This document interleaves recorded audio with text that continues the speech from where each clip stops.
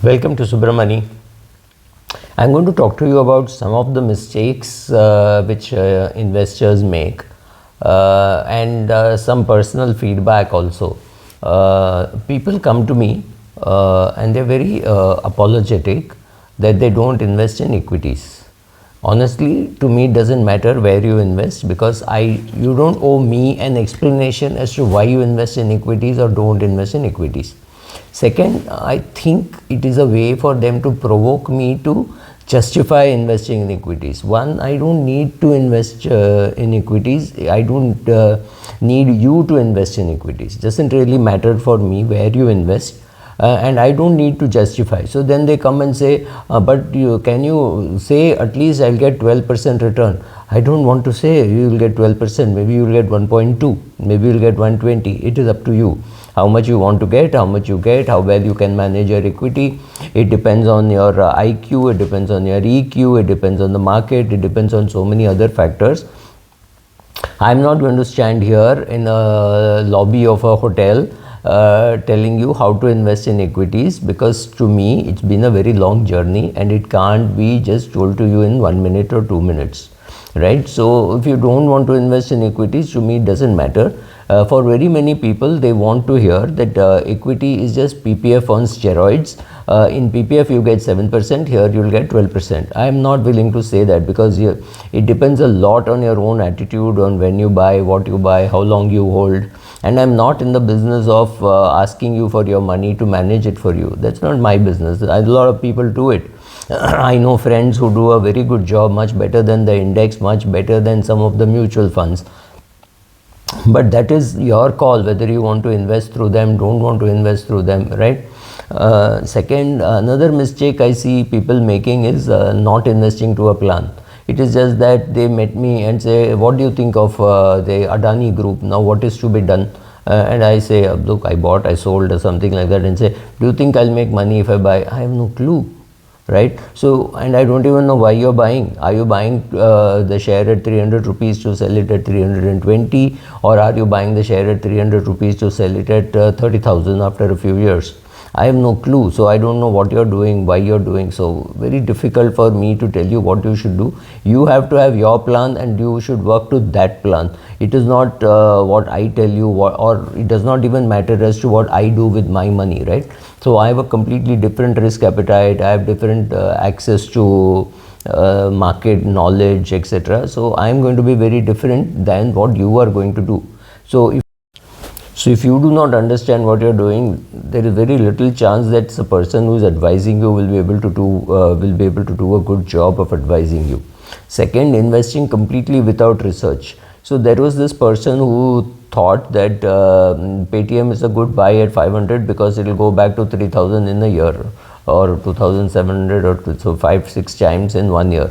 So I said, assuming even it moves up as much as the index, it means the index will have to move from 60,000, Sensex will have to move from 60,000 to 3,60,000 for your share to go back from 500 to 3,000, whatever it is your target price.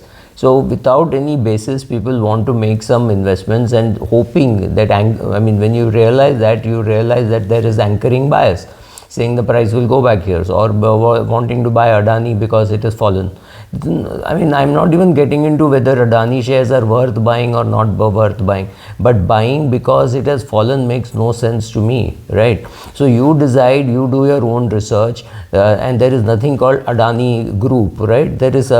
You can't buy the Adani group. There is no ETF available saying Adani group ETF. Within the Adani group, you have to decide what you want to buy. There is Gujarat Ambuja Cement, there is ACC, there is Adani Ports, there is Adani Enterprise, everything. You have to decide what you want to buy. Like I said, the mistake number 1 or mistake number 2, when you are investing without a plan, you can buy any Adani share. Doesn't really matter, because you are buying because it's fallen. If you think it's fallen, therefore it's worth buying, buy. If you think it's going to go up, buy. But don't ask me for a justification as to what to do in the Adani group. I have no clue, and I have no clue about what I'm going to share in public, right? So I may or may not have bought, I may or may not have traded, right? I've done all kinds of things even with the Adani group. So I'm not getting into what you should do, right? So that's again difficult. Then many people, obviously, I don't know why it happens. When I say idli in this shop is good, people will go and eat idli without checking out with me what is the price. Which is perfectly all right, because if you're spending 200 bucks or 400 bucks in one place, you don't really need to do too much research. And that is not true in case of equity. You have to find somebody who will tell you what to buy, etc. So it has to be a PMS, or it has to be a mutual fund. It has to be somebody who leads you to that particular mutual fund or those particular shares. That person is going to charge you a lead fees, right? He's not going to give you data free. He's not going to talk to you like, it's okay, I think I bought it, so you should also buy it. That kind of gyan is not available. Also, many people don't understand the role of brokers while you're investing.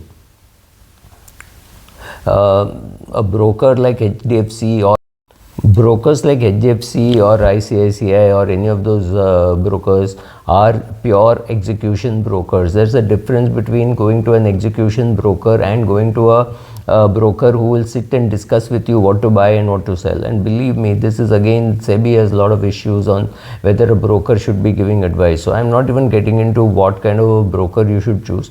But if you think that you can just read somewhere, watch something on YouTube, and you can make money by going to an execution only broker, do it. I don't go to an execution only broker. I go to a broker with whom I can discuss and then buy, right? So to me, I see value.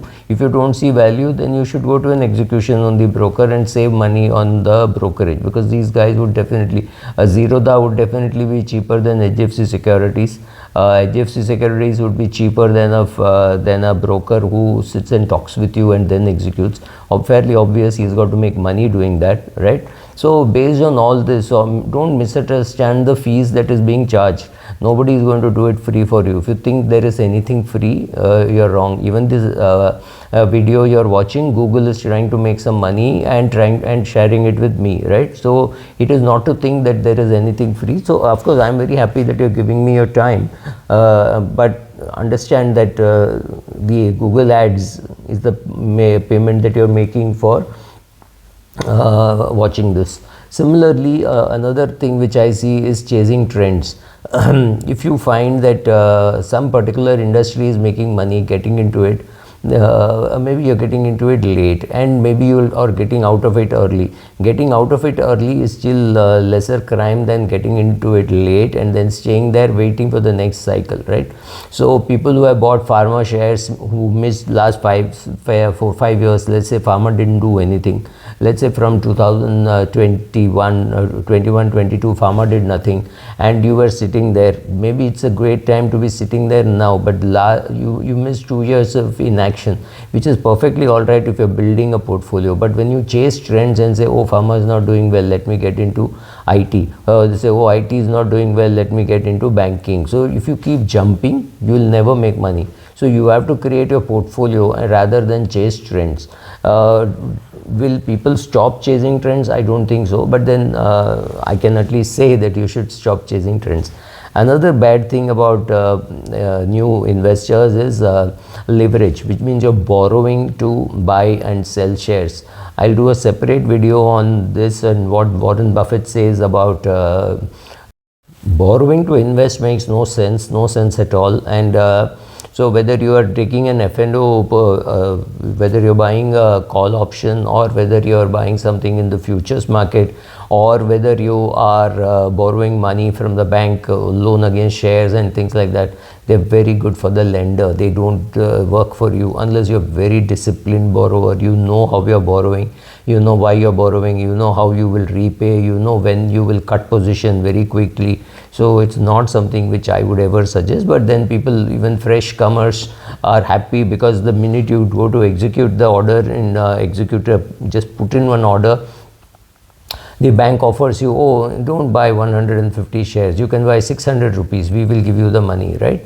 So 4x or 3x is the kind of money that they are offering it to you just at the time of clicking. It's amazing how they can deliver it exactly when you are tempted towards it, and chances are you will fall for it. So be careful, don't borrow to invest. If you are a newcomer, and investing your own money is risky, investing leverage money is extremely risky. So don't do that. Don't watch the market 24 by 7. When I say 24 by 7, I mean 9 a.m. to 3:30 p.m. Like, no, oh my God, something is going to happen now. Things don't happen at all. Things don't happen for very long periods of time. That is why test match became one day became 2020. It's a matter of time when it will become 5 or something like that. People just don't have the patience to sit through long processes. But equity investing is an extremely long, dull, boring process. You have to sit through a long period of time if you are serious about wanting to make money there, right?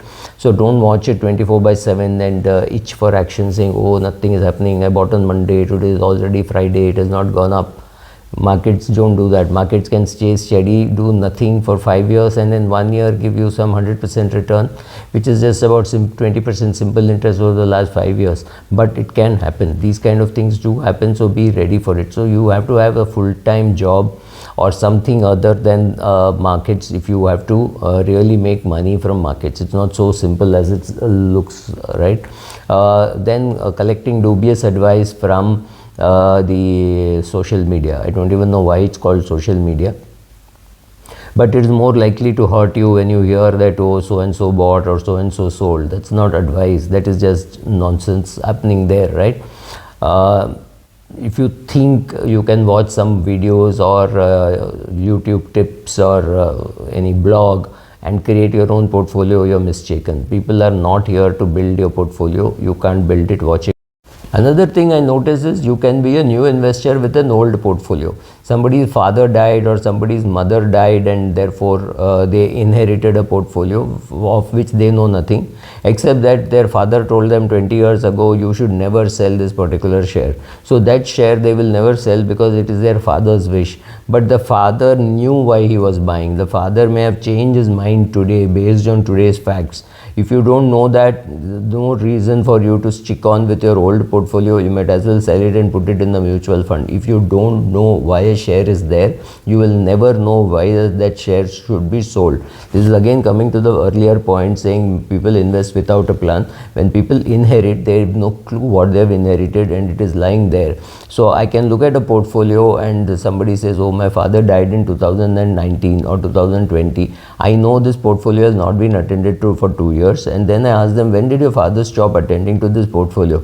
Oh, he stopped in 2005, 2006 or something like 2012. Anything could be the answer, and which could be seen, the neglect could be seen because the father at that stage had lost the ability to look after the portfolio. It could sometimes be the mother who the same, man or woman doesn't really matter.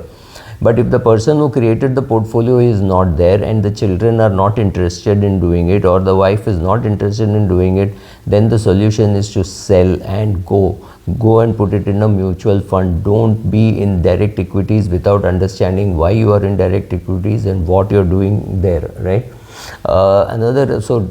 This company loyalty could also take in the form of ESOPs. Right, I've got shares of HDFC Limited which I got, or HDFC Bank or Infosys, saying, oh, this I got in 2008 because of my long stay and etc. And but today is 2022, things have changed. Move on, right? Mr. Deepak Parekh has sold off HDFC Limited to HDFC Bank and moved on, right? You also have to move on. You decide whether a share or portfolio is good or bad on a day-to-day basis, not because what your father told you 14 years ago or what you thought 10 years ago. That doesn't really matter. So don't develop company loyalty and stick to it and say, I will never sell this share. There's no such share, right? Another mistake I see is delaying investments.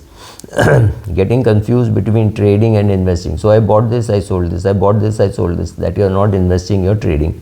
For investing, you have to have a long-term view in mind. You should know why you are investing. Have the goal plan. Fourth time perhaps I'm saying this. If you are going to be a trader, be a trader. If you're going to be an investor, be an investor. Another mistake which I notice is delaying investments. I don't know why, but people keep delaying. The money is lying in the savings bank account. It is not as though they have spent it. It is not as though they need it, but it is just lying there and not getting invested. So that is another. And the flip side to this is because they have started late, they are impatient, they want it to happen very quickly. Both of these are terrible, and especially as a combination can be very hurtful. So don't delay investments, don't be impatient. Market gives you money, but gives money only to the very patient investor who's been willing to learn, have a plan, do some research, and know why he or she is buying, and have a very clear 20-year, 30-year, 40-year view, saying I will create wealth. I do not know for what, I do not know how much I need for requirement, but I know it's a big round sum. I'm just 22 years of age, so I will create some wealth for my retirement, and I will keep slogging at it. I will keep earning money, I will keep investing, and I'll create wealth. How I will use it is a completely different thing, and that keeps changing. As a 5-year-old, you want a new shiny red bike, and as a 45-year-old you want a new shiny Ferrari, the same red color, but other than that there is nothing in common. So don't get too much into, oh my god, am I doing goal based investing? Yes, that's important, but very important first to create wealth. How to use the wealth is the goal. And so if you can have the discipline of saying I just need to create wealth, you don't need too many goals. But for people who do not have that ability to create wealth, then they need goals. So goals are again for the person who is less disciplined than the guy who knows that he has got to create wealth for various goals of his life, climbing the Himalayas, or getting married, or any such stuff. Everything which costs money, wealth has to be created. So my goal is very simple. I will help you create wealth, whether you want to use it for doing your own business, or retirement, or funding your children's education or their marriage. That's your call. I'm a financial advisor, not a life advisor. That's the kind of attitude you want your advisor to take for you. Thank you.